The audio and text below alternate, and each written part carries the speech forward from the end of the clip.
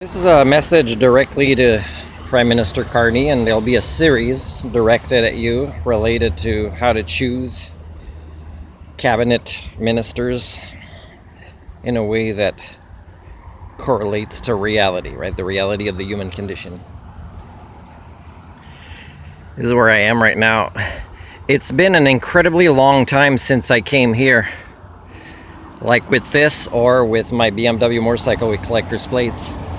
Down there is Port Edward. I had started volunteering for the fire hall last year, and I resigned. One of the reasons I resigned is a lack of team building, promotion, or skill sets from the chief. But it's a good thing I resigned too, because for a few months I couldn't drive this or my motorcycle, and it's not because of the weather, it's because they were broken down, and I still haven't fixed my motorcycle yet. Part of it I can't afford. I can't afford to leave Prince Rupert. I'm stuck here with all of my diplomas and variety of skill sets, and now references that are getting so old that people don't want to even acknowledge them anymore. But I still am working with the Humanix Academy and the Accountability Task Force, which are my own organizations, and of course my work is documented in my YouTube channel. Speaking of that, I've been reposting, and I will until Independence Day, July 4th this year, my video is on one of my YouTubes, and it's already at 50,000 views, and I haven't even reposted like half of them yet. So it documents my life in Canada and also the state of the human condition, and talks a lot about the pathologies we have that prevents us from even successfully manifesting the concept of humanism, meaning we can solve our own problems as part of that definition, but also self-correct or adapt to the reality. And part of it is we don't have the conversations about what's wrong with us. So for me, it's very clear that Canada is a proto-society. It's an underdeveloped country. And when I say this, I'm not talking about how much resources are under the ground. I'm talking about our social skills as social creatures. We're born as social creatures. Most of our satisfaction in life, sometimes people work really hard so that they can do this when they retire and they never get there, is to enjoy social interactions of quality. And really, that's what is really meaningful in life. So I had a petition for the House of Commons that was cancelled because of the elections you called, which I'm not mad about. It was important you did. But I did email back the clerk of petitions saying I shouldn't have to rewrite this. You rewrite it. And I sent the screenshots. But again, you know, people that can't deviate from the norm of their own domestication will force me to do it again myself, right? So speaking of choosing your cabinet ministers, okay? This is, let's say, number 0 of the series. I'm not going to mention how to choose them yet, but I'm going to tell you there has to be a very strong link to the majority of them relating to education and mental health. And I'm not just talking about putting money in it. I'm talking about putting oversight in it. So even right now, if you put oversight as the only form of money, and quality control and quality assurance and constant evaluation, you would pretty much solve the problems. But the thing is that people that work in these industries already, they're so intellectually burned out and lazy that they wouldn't want to partake in these cultural repair. So you would have to hire more people. Keep that in mind. The other thing I want you to keep in mind when you choose your cabinet ministers is, I don't know if there's a rule about this. I'm not still very knowledgeable about everything related to Canadian politics, but I don't think if you really want to unite Canada that you should choose people that are only liberals. And again, as I wrote in an email before, that you should have access to, if it was forwarded by a liberal that I sent it to, is that you should abolish parties. You should make it only independents, and you should get support for everybody for that.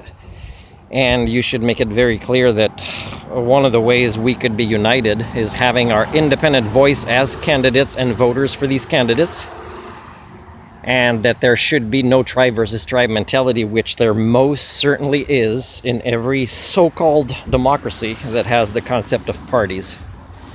Because parties really developed because of the concept of elitism, and elitism is in complete opposition of being a public servant.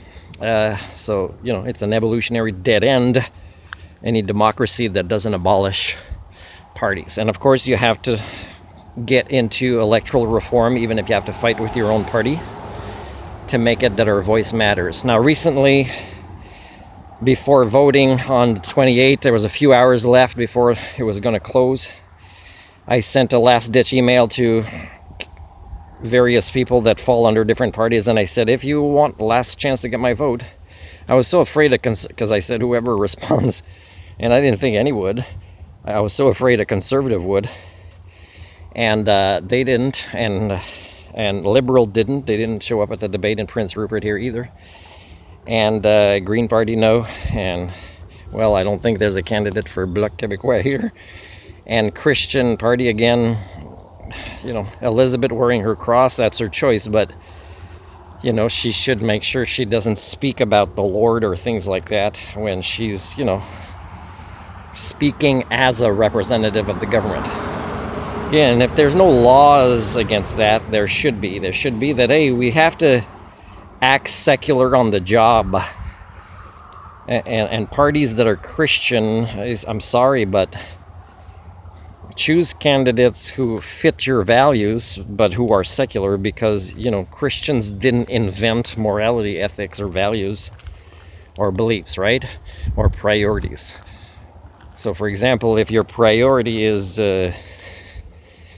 people as human rights, I'm pretty sure that there's many other candidates who will be pro-human rights and not be Christians.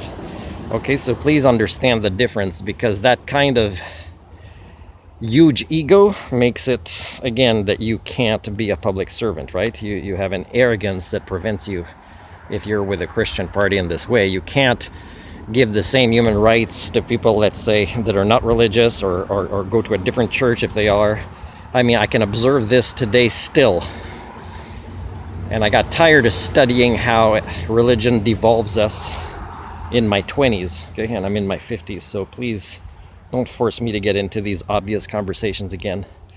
So the last thing I'm going to say again is, when you choose cabinet ministers that could be from any party while they still exist, is make sure that they agree with things like how the climate emergency, how our species is needing healing, which could be oversight of mental health and education, but also that we are very much still acting in denial. I mean, people that want to blame fossil fuel companies, which, have become who they are in big part because of elitist or greedy collaborations with politicians around the world. But people that even believe that, they still don't want to give up their trucks or things like that. Do you know how I fixed my vehicle yesterday? And I'm not a licensed mechanic. Is I tapped into my lifelong learning abilities, and I found out that it was the external regulator. And the one I had before was never really broken. I had that confirmed by a specialist in Williams Lake a couple of years ago.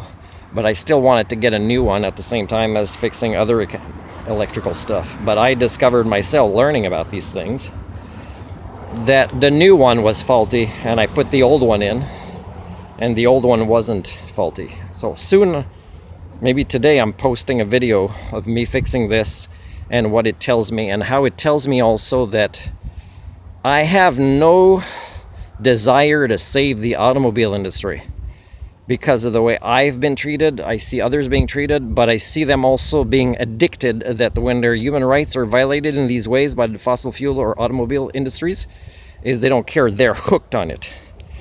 So it's not just about being less dependent on, let's say, the states for economic trade, but it's being less addicted to our toys or our consumption of things we don't really need.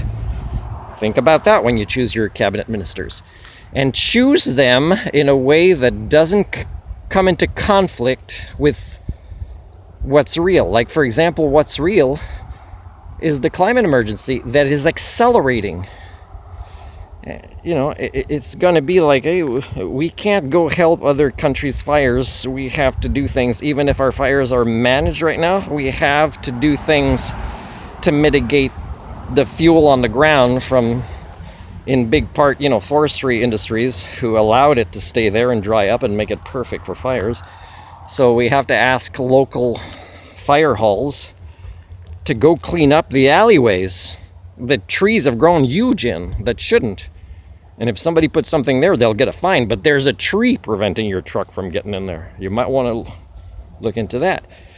So again, the cabinet ministers, as you choose them, make sure they are pro-electoral reform, and also pro going really, really serious about the fossil fuel industry and their profits being required to pay for a lot of the mitigation that will need to be done. Again, we can't problem solve. I have explained this to experts of climate change, that the tipping points may not have passed, but probably they did. You're just not incorporating everything because you're not really a systems thinker. But also you're not grasping the concept that we're accelerating what we're doing as a species, and all evidence proves that we can't even decelerate what we're doing. So of course all tipping points will be passed, and of course some things will come much faster than our worst case scenarios, and they'll be extreme, and they'll be extreme for many, many generations. So please be public servants, cabinet ministers, who aren't just about this 4 years, who are public servants for future generations down the line.